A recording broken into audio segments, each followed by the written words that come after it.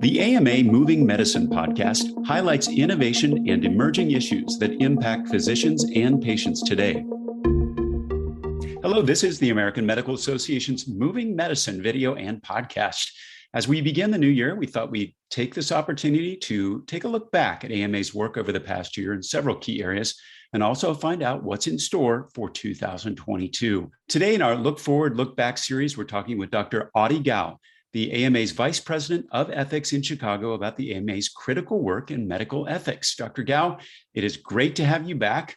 Ethics work has always been fundamental to the AMA since our organization's inception. But this past year, it's been incredibly important as physicians face challenges and ethics questions with the pandemic they really never encountered before. One of those issues still in the headlines, pretty much roiling this country, it's around vaccine mandates, the ethical considerations involved, and what's AMA's guidance for healthcare workers in particular. First, it's great to be with you again, Todd.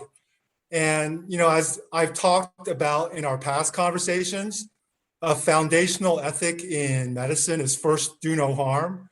This ethical obligation can manifest in many ways. And during this pandemic, getting vaccinated is one of those ways. That is why the AMA came out strongly in support of vaccine mandates for healthcare workers. And beyond healthcare workers, the AMA generally supports vaccine mandates as a key way to bring this COVID-19 pandemic to an end. Well, that's a good question. Why is it critical that the AMA weigh in on this question, even outside of medical ethics? Yeah. So as the national organization representing all physicians, it's important for the AMA to speak out about issues that affect the health of the public. In fact, the AMA was founded in large part to create the world's first national code of ethics for physicians, thus establishing the standards of ethical conduct for the profession remains an essential part of AMA's mission through its stewardship of the Code of Medical Ethics. In addition to mandates, another one of these key ethics challenges that physicians faced in 2021, and this is a very painful one, is about allocating scarce resources. Throughout the pandemic, we've seen hospitals struggle with shortages of ventilators, ICU beds, even staff to take care of critically ill patients. And sometimes hospitals were forced to implement, quote, crisis standards of care in which they prioritize patients largely on their likelihood of survival. How did the AMA guide physicians in hospitals in what is an extremely difficult decision? Yeah, you raise a great point. According to the AMA Code of Medical Ethics, allocation policies should be based on criteria relating to medical need. It's not appropriate to base allocation policies on social worth, perceived obstacles to treatment, patient contribution to illness, or frankly, past use of resources. While the code provides a general framework for addressing allocation decisions, the COVID pandemic revealed that much of the healthcare system was not prepared to implement allocation policies. To be blunt, these are not decisions we can make on the fly. So we need to be better prepared. And for the code, that means its ethical guidance on this critically important topic should be updated. As a living document, the code is continually updated. And this is a prime example of AMA's stewardship of the code I mentioned earlier. That's interesting. It's almost kind of this opportunity to take a look back at the year and look beyond what are more theoretical in terms of the ethics and how they were applied. To help people learn that. Is that when you're talking about a living document, is that what you're meaning? Yeah, that's right. I think, we have to have a strong dose of humility in medicine to know what we know and what we don't know. And so to not learn the lessons of this pandemic, to apply to how we should care for patients in the future would not speak well of our commitment to promote the health of the public. One of the things I've learned, I know over the past year of talking to so many different physicians is, whatever was wrong with healthcare going into the pandemic certainly became a lot worse, exposed, so many issues. When physicians make decisions on things like a prognosis, what we have found that the cards are already stacked against patients who've been medically underserved.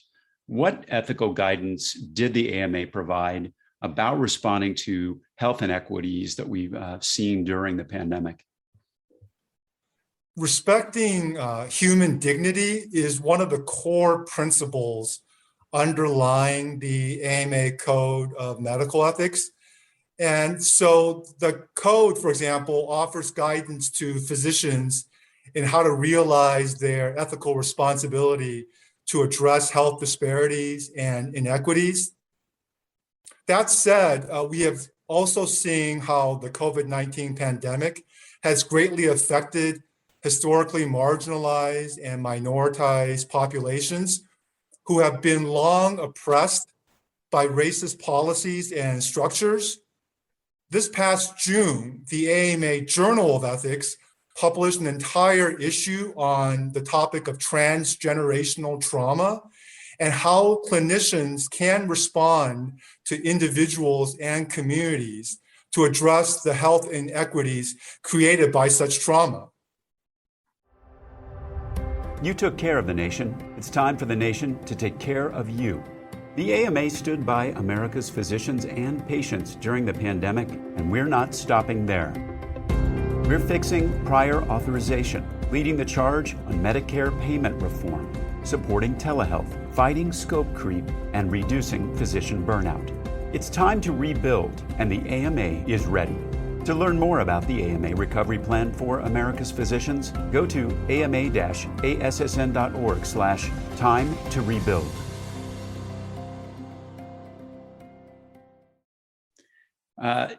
Dr. Kao, you have talked to a lot of physicians and other experts throughout the pandemic on ethics-based issues.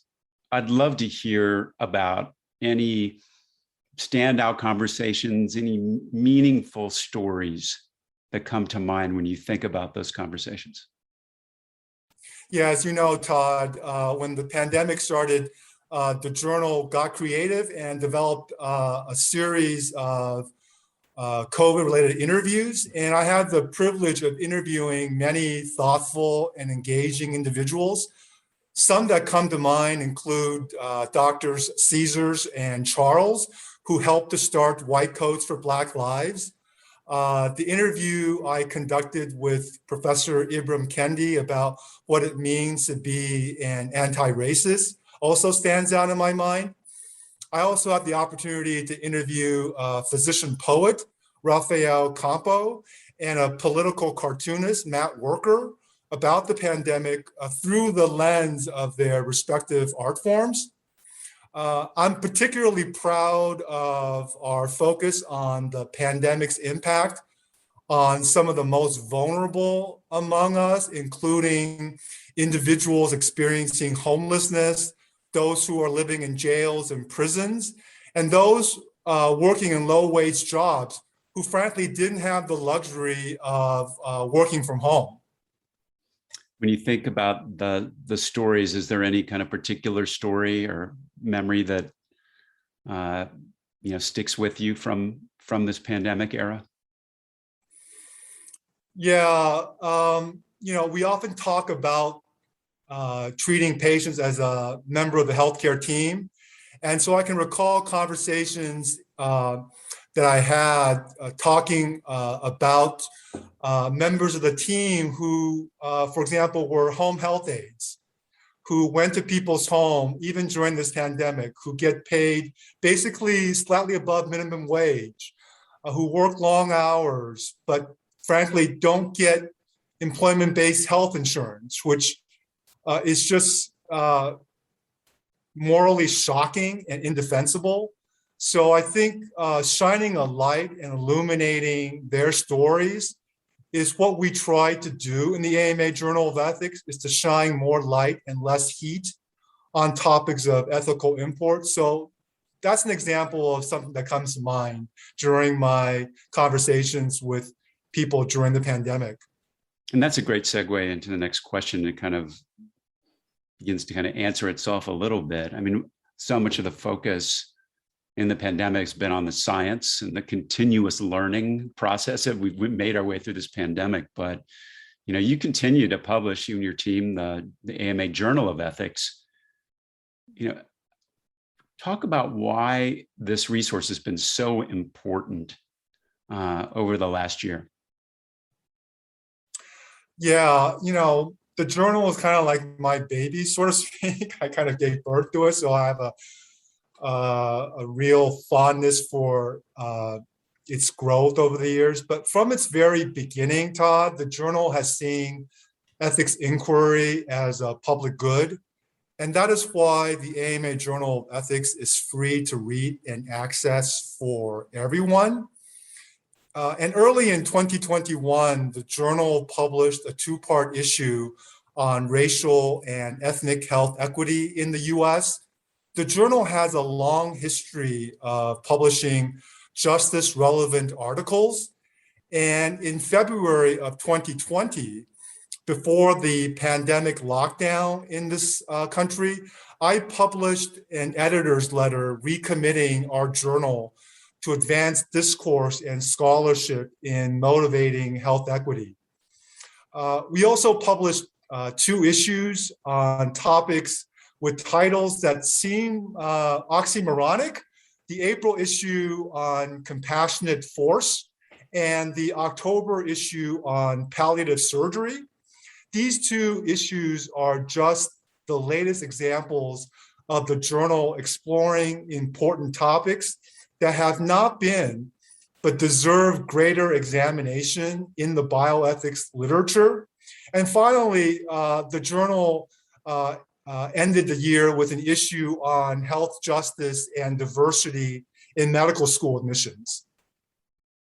Dr. Kao, as you look to 2022, assuming we are able to move through a pandemic, maybe to the other side of this, can you talk a little bit about what are your goals?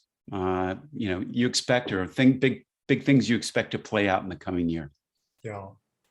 So a couple of thoughts. The AMA Council on Ethical and Judicial Affairs, which is the council whose responsibility is to update and maintain the code of medical ethics, is currently working on a report on physicians' ethical obligations to address social determinants of health. This will be another important update of the AMA code once it's adopted by the House of Delegates. But some of our audience may not. 2022 also marks AMA's 175th anniversary. So we will be publishing a special edition of the AMA Code of Medical Ethics. Now, on the journal side, our editorial lineup is structured years in advance. So just to give our audience a sneak preview of the next year, the AMA Journal of Ethics will be exploring a wide range of topics, from Latinx health equity to unregulated supplements to pricing transparency in healthcare. And of particularly pressing relevance, the October 2022 issue of the journal will focus on healthcare waste and the obligations of healthcare organizations to manage waste in ways that minimize environmental impact on our planet. And lastly, I also think we need and will be focusing much more energy and attention on global health equity, including getting COVID-19 vaccines into the arms of people around the world, because it's not only the smart thing to do, but the right thing to do during a global pandemic. Dr. Kao, I've really enjoyed our conversations over the last year, and it's so impressive to see a body of work that's really stood the test of time and yet is so dynamic in a circumstance like the pandemic over the past year and going forward. Thanks so much for joining us for this look forward, look back episode. We'll be back with another Moving Medicine video and podcast shortly. Be sure to click on subscribe on our YouTube channel or Apple, Spotify, or wherever you listen to your podcasts. Find all our videos and podcasts at ama-assn.org/podcasts. Thanks for listening. Please take care. This has been Moving Medicine, a podcast by the American Medical Association. Subscribe to other great AMA podcasts available wherever you listen to yours, or visit ama-assn.org/podcasts. I'm Todd Unger, and this is Moving Medicine.